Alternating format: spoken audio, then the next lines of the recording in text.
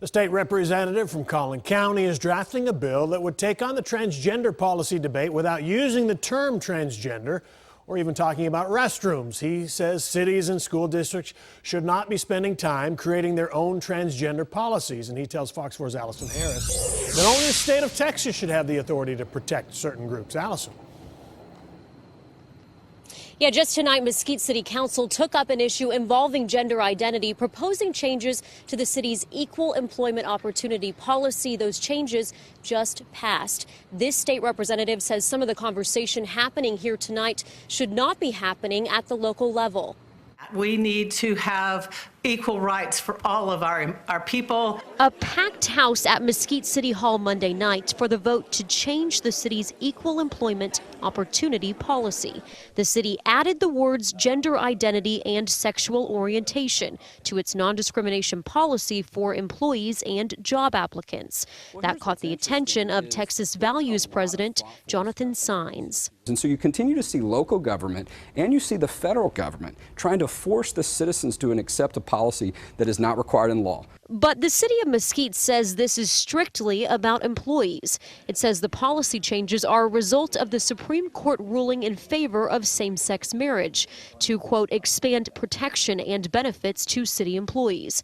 Saenz' concern is that the policy will extend to city property, which would then affect the public when using city swimming pools, recreation centers, and restrooms. It's this kind of worry from the public that has Republican State Representative Matt Shaheen out of Plano and far north Dallas taking action.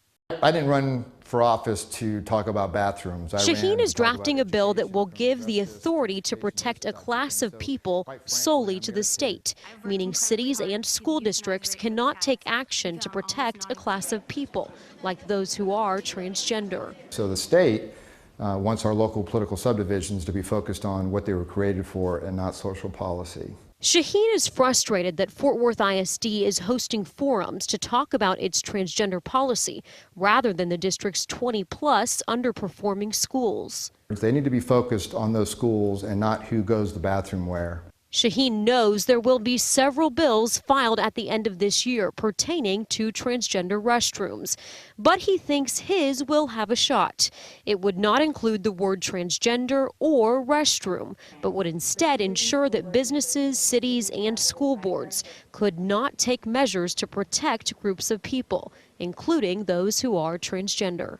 I just want the government out of the bathroom business. So I don't want us mandating who goes to which bathroom in a school or a business.